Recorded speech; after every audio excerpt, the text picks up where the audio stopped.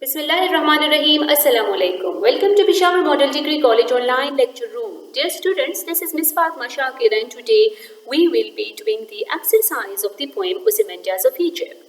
So you already know that the poet of this poem is Percy Bysshe. And let's come up to the first question. The first question is, what is the theme of the poem?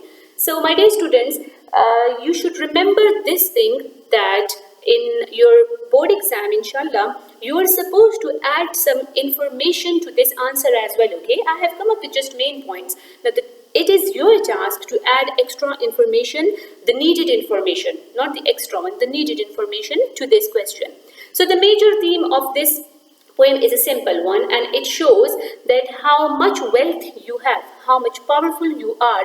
One day you are going to see that power is temporary, and one day you are going to observe that death is common for everyone. So you can see the example of Ramses II, that he was one of the ancient world's ruler, but still what he faced was, as everyone faces, is death.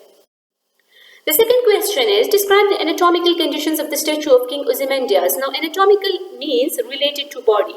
So we can see that there were two large stone legs of a statue, and besides that, they were standing upright in the desert. But besides that, next to it, half buried in the sand was what? The broken face of the statue. And that statue also had some commanding looks. So that is the anatomical condition, okay?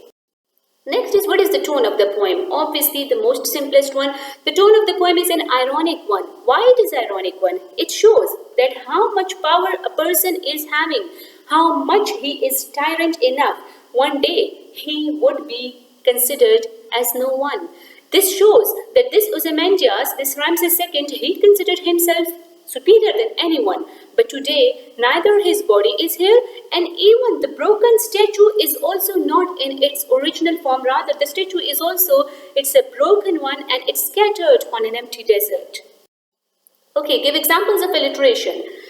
The most simplest one again, I had repeated in the previous lecture that the repetition of a consonant words in a line is known as alliteration. So you can see C and C, cold command, boundless and bare, B and B, sands, stretch. So this is an example of alliteration used in Ozymandias of Egypt. Okay, describe the rhyme scheme of the poem. Now, what is the rhyme scheme? You can see that the first line is having the last word, and that is similar to the third line last word. How? Land, sand. And then you can also see command.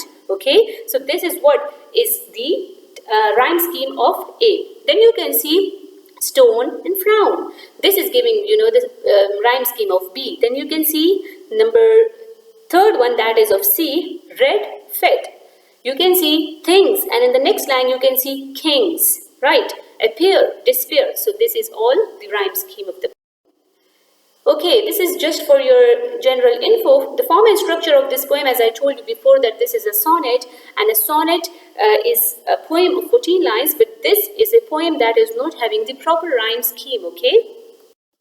Right, discuss the imagery used in the poem. What is the imagery? The imagery is something when it is used in order to make you feel something through your five senses. So what is the most important sense that is mentioned over here? That is the sense of sight. We can see that the traveler is trying to describe the statue to us in such a manner that two vast and trunkless legs, shattered face, wrinkled lip, and desert and everything. So this is all that is giving the idea of sense of sight. Okay. Then he says that the inscribed lines on the pedestal of the statue have ironic overtone. Explain the meaning of these words. Obviously, the words written or engraved on that statue were, "My name is Ozymandias, King of Kings. Look upon my works, ye mighty in despair." Now, these words, these are actually the ironic words used by this sculptor, where he says that the mighty ruler, he considered himself superior than everyone. He considered himself King of Kings. But today, what you can see is nothing. It's just words, and you cannot see. And it also shows that this man considered himself that I am something, and I am the King of Kings, and I am going to rule everything. But today, the irony in this poem is that this is just an excuse, and this is not a true thing. Rather, what we observe is something really different. This man is no more, and he is just, neither he is no more, and as I mentioned before, nor even his statue is in the right form. So this was the end of the lecture. I hope you had understood the questions very well. Thank you so much.